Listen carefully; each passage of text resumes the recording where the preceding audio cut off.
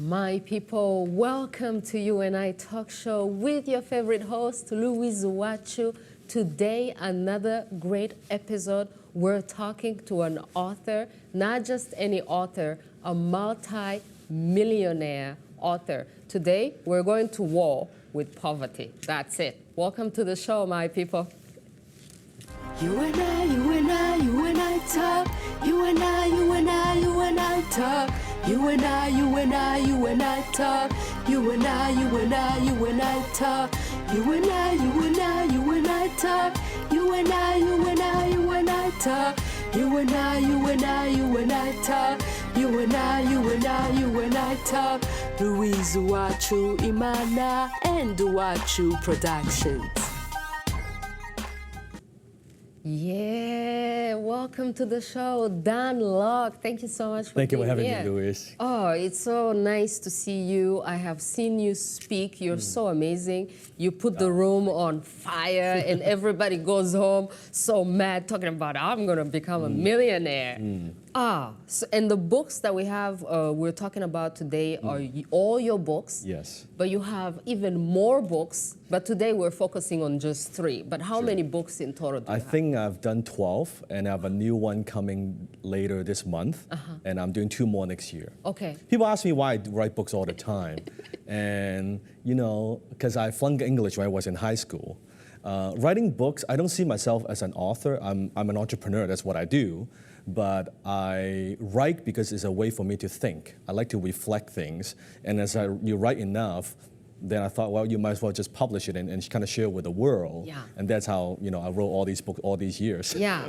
So let's start with one crazy book Yes. and crazy title. Yes. FU Money. Yes. Who doesn't want to make the FU money? And the subtitle is Make as much money as you damn well want and live your life as you damn well please. Well, with that book, when I wrote that book when I was 27 years old. That's when I made. So how old are you right now? I'm 34. No way. 34. And you're so wise. I'm thinking you borrowed some old guy's mind. I always tell people I'm 34 in age, but I'm probably, I don't know, 55 in my soul and spirit. Yeah. Because I started my first business when I was in high school, so I got started early. And I've only had, throughout my entire life, I've only had one job for 1 year. So I have never worked for anyone else but for myself since then. So when I wrote that book, it's more to share with the world that, you know what, you could live life on your own terms. And some people might find that title offensive, but it's nothing more than a metaphor. That when you get to a place where, and the number could be different from everybody. Some people might think, you know, I need, you know, tens of millions of dollars to make my FU money. Some people might think, you know what, I just need that $10,000 a month. If I can make that $10,000 a month, I'm a happy guy. Yeah. That I can provide for my family, I can live a pretty good life. So it's a metaphor that you get to a point where in your life that you don't take from nobody. That you could live your life on your own terms and do what you want to do and work the way you want.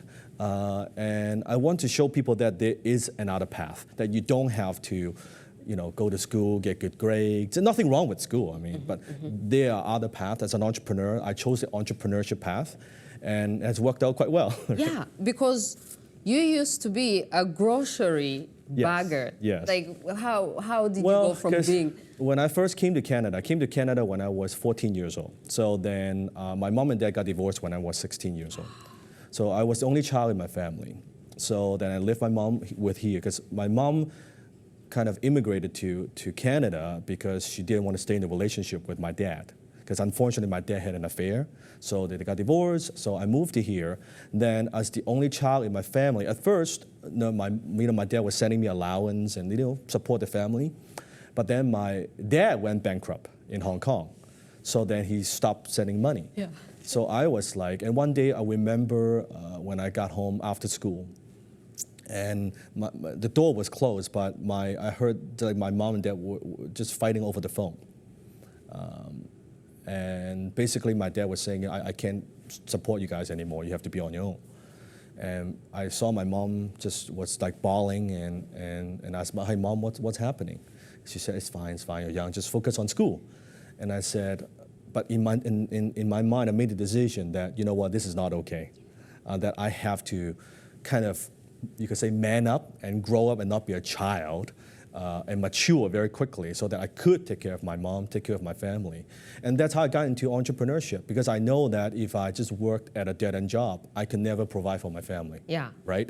Great decision. So when we come back, we're going to take a short break. When we come back, we're going to talk about then the journey. Yes, sure. And then the writing. And then it's crazy. And then you have this book that we're going to talk about that I really love. Yes. I mean, getting inspiration from your ancient culture and bringing it to the new, Yes.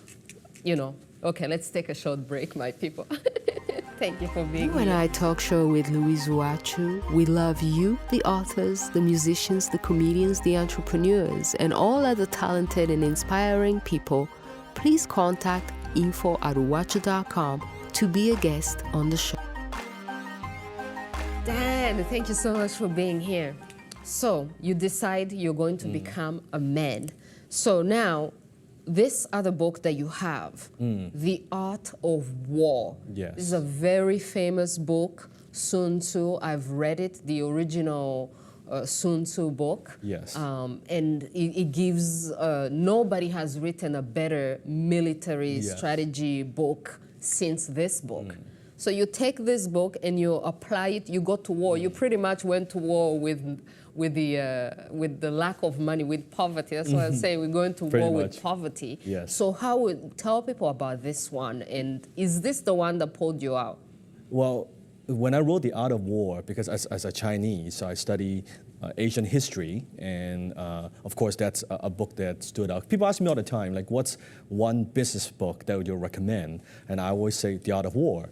Oh, but people would say, you know, it's a military book, like military strategy. I said, no, I think it's one of the greatest business books.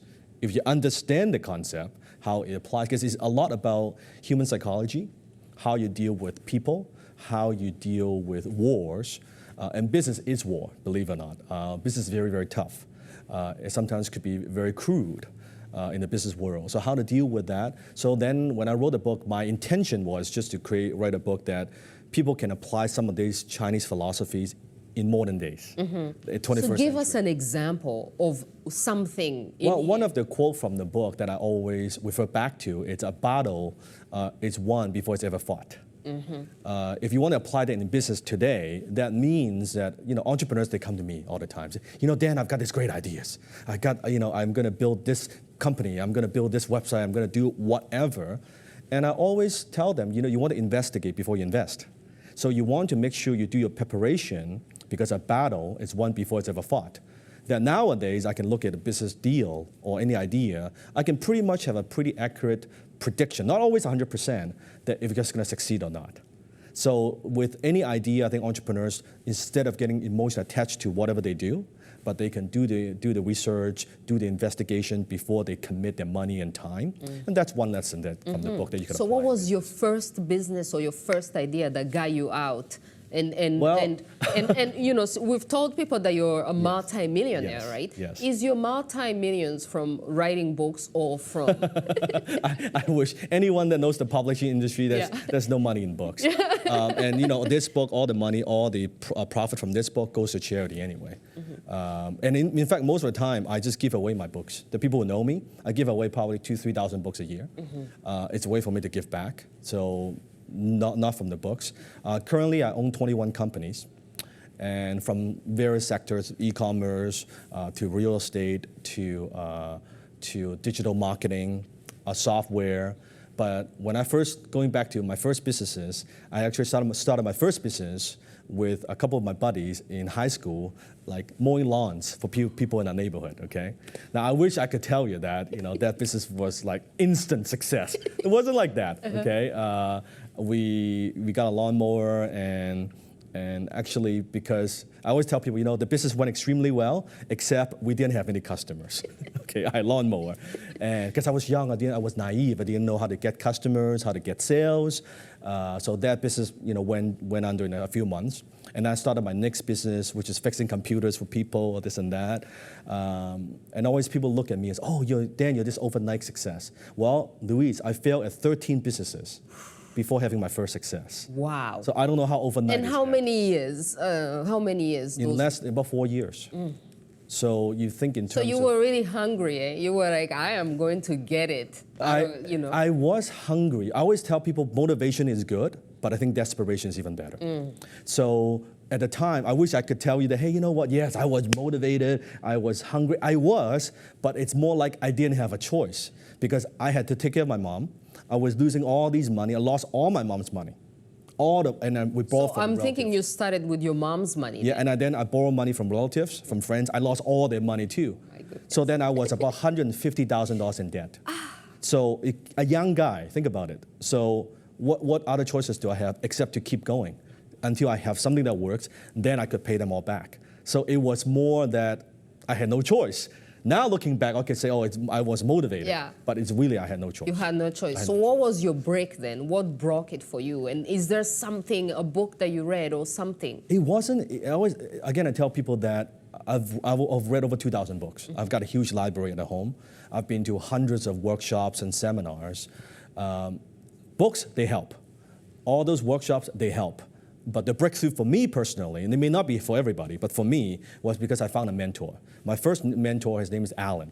So he ran a pretty successful company. He took me under his wing. I worked for him for basically next to nothing for 1 year. But it taught me business, it taught me marketing, sales, and a lot of these different things. And after that, then I branched out and started my own little advertising agency. Believe it or not, I was writing ads for business owners. And that's kind of my first businesses. Now, at the time, I was in my early 20s.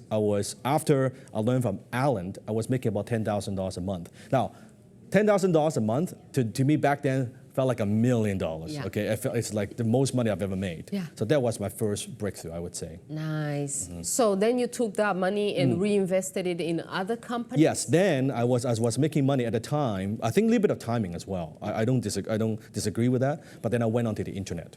I took my skill, my money, and I went online. And I remember I was buying stuff from Hong Kong, like Bruce Lee collectibles, because I'm a Bruce Lee fan, and I was selling them on eBay. You could be his brother too. You know, I was selling them on eBay, and I was making a little bit of money. Then I went into affiliate marketing, and that just took off. And I was making a lot of money. Like I would say now it's stupid money. Yeah. And I was stupid too, because now I'm making all this money. I remember I would go out with friends and we would go to have dinner. And we would blow like $3,000 on a night. I would just pay for everything. And I don't even drink. Okay, so... You're popping champagne. Yeah, the popping champagne. But now looking back, it was stupid. Yeah. Because I was trying to buy attention, I was trying to buy whatever, affection from friends and this and that. Oh, Dan, you're the man, you're awesome. It was naive back then. But then I learned my lesson throughout that. So, nice. Yeah. So we're going to take a short break and come back and keep going over. This is so interesting. Coming back. You and I talk show with Louise UWACU. We love you, the authors, the musicians, the comedians, the entrepreneurs, and all other talented and inspiring people. Please contact info@uwacu.com to be a guest on the show. Yes, we're back, my people. So, Dan, so inspiring. So let's talk about is this your most recent? Yes, it is. The Midas Touch. The Midas Touch. And you wrote this with Joe Vitale, that so many people may recognize the name from The Secret. Yes. Now, a lot of people have criticized The Secret. What do you think about it? And have you ever used it? Is this something that you think is worthy? Yes, I think most people, when they watch The Secret, which basically talks about law of attraction, which is not new. Law of attraction has been around for a long time. Napoleon Hill talks about it in his book, Think and Grow Rich. I think people who are criticizing the movie or the book, it's because they think, that's it. I just need to learn the law of attraction, and I just, sit there and pray and hope and something will fall in my lap. Well, that's not how success works. Yeah.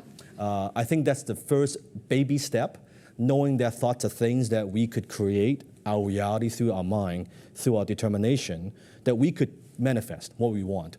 But then at the end of the day, we still have to get to work. We still have to take advantage of those opportunities.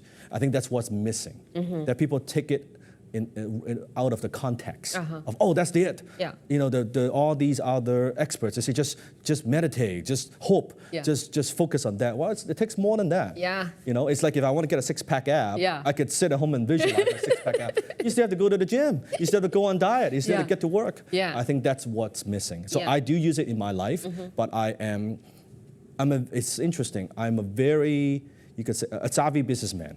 But at the same time, I'm very spiritual as well. For the first 10 years, from let's say 20 to 30 years old, it's all about business. I'm not proud to admit it. It was about making money. It was about achievement. But then when I got there, I found out that you could achieve a lot. That doesn't mean that it would fulfill you. Achievement and fulfillment, they are two different things. So I mastered achievement, but I was terrible at fulfillment. So then I've learned, you know what, to get fulfillment, it's not about me, it's about other people. Yeah. So then I went onto this spiritual journey, learning more about other spiritual principles. Then now I combine that with my business. So now my business is bigger than ever, it's more successful than ever. I'm helping more people than ever, but because I integrate some of those principles practically, not just like woo foo-foo, but practical. Yeah. So how did you meet Joe Vitale, and then how did you get to think, okay, we can write a book together? Good question. Yeah. Good question. With Joe, I've known Joe actually for more than, I think, 8 years now. Oh. When I was just getting started, when I was telling about was writing copy and ad, now Joe at the time was this super well-known, world-class marketer. I wrote a number of books called Hypnotic Writing, Hypnotic Marketing, and I was a young guy, and I thought I wanted to talk to him. And at the time, I was putting together a product that I thought I would interview, kind of like what you're doing now, but interview the top marketers in the world, 15, 20 of them, and Joe was one of them. And I contacted him at the time. I was nobody, keep in mind. I was living still in my one-bedroom apartment with my mom, although I was making good money, but I was still just, not where I'm today. And I emailed Joe, and Joe said, I said, can I interview? And Joe didn't hum and haw. He said, no problem. Sure, I'll do it.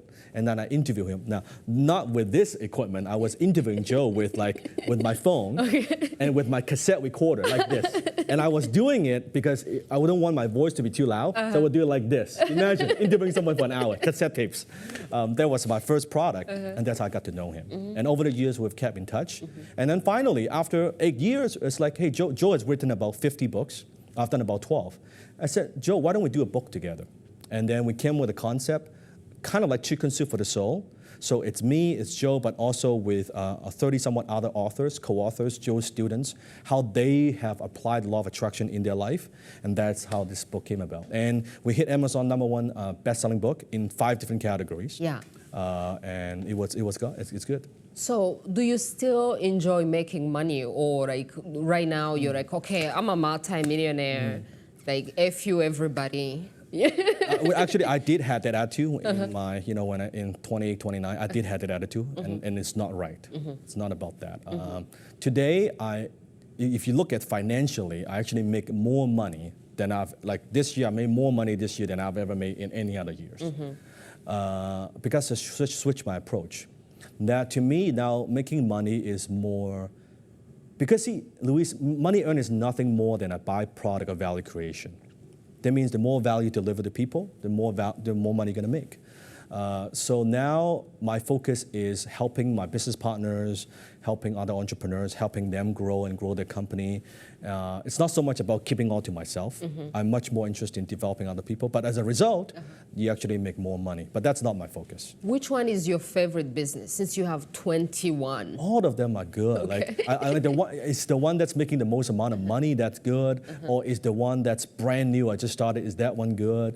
They're all different because I'm what I call a serial entrepreneur. Some people, they have one business and they're happy, but I like to get involved with different things. So that's what kind of keeps me excited.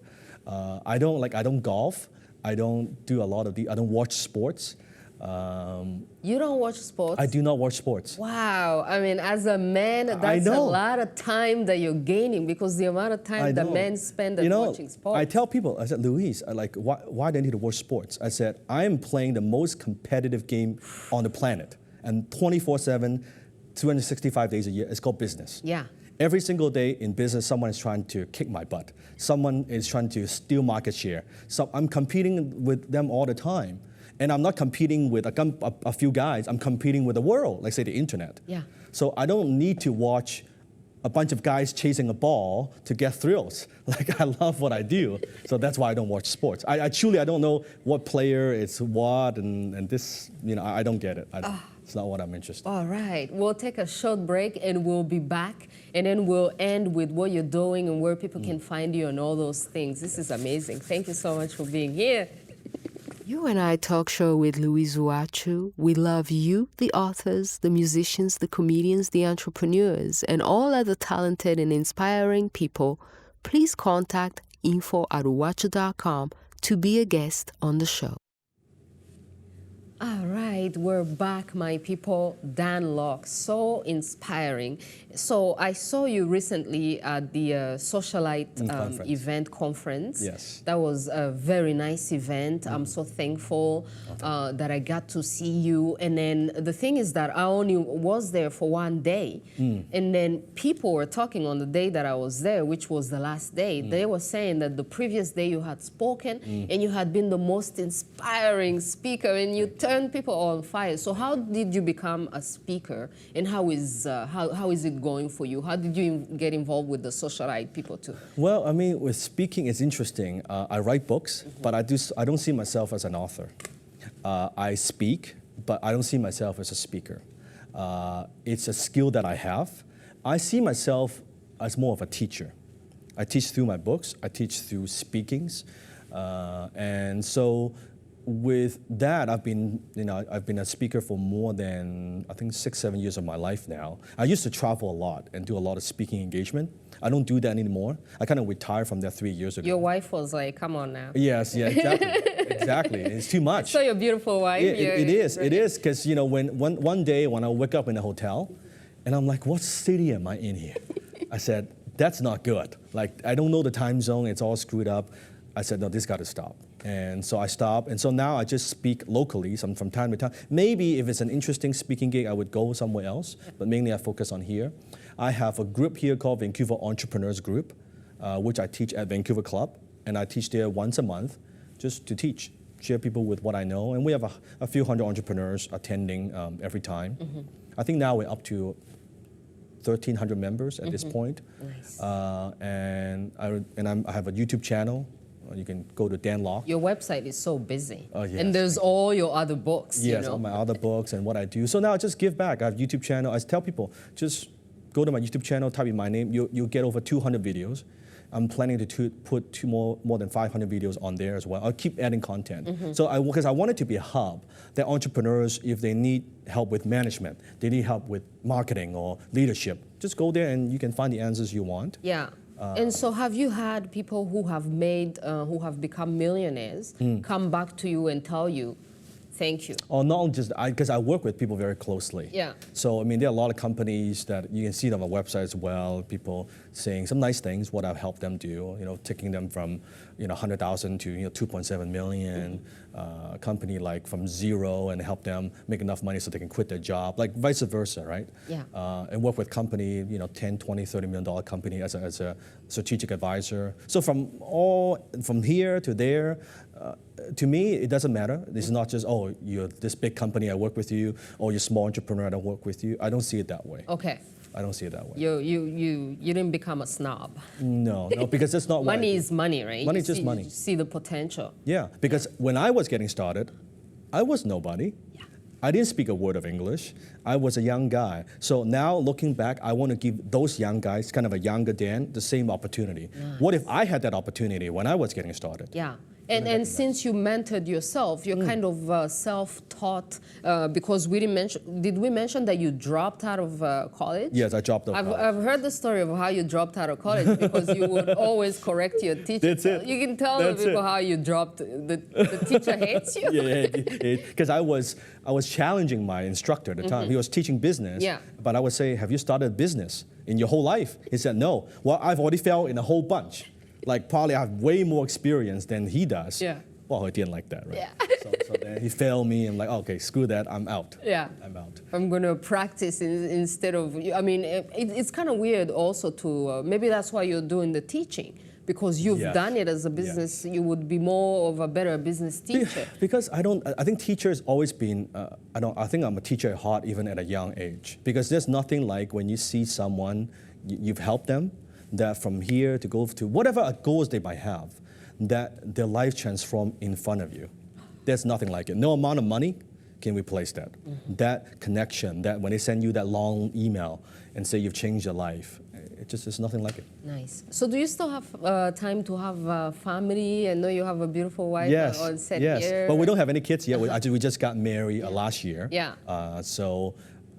Yeah, I You're mean, still busy making them. But to me, yes, yes. I'm practicing. Okay. Practicing. Yeah. But to me, I don't believe in so much the work-life balance thing. I don't believe in that. Any successful people, to me, that doesn't exist. I more believe in work-life integration. So I try to integrate my wife into what I do, which is helping in my business. We travel together. Next week, we're traveling to Texas. We travel together, we work together. That's the best way to do it. And we grow together as a couple. Yeah. Versus I just make the money and she stays home. Yeah. I don't think that's a good. Or she doesn't know what you're doing. Exactly. And she's like, what is he doing? No, she's like I say, she's like my consultant, my advisor. She could tell me stuff that I want to hear, because other people, they're kind of afraid, but my wife can always tell me the truth. Dan, that was so short. Thank you so much. Unfortunately, we have to end the show because it's TV, but people, please go on his website. It's danlok.com. Thank you so much for being here and become multi-millionaires. Don't say we didn't give you the information.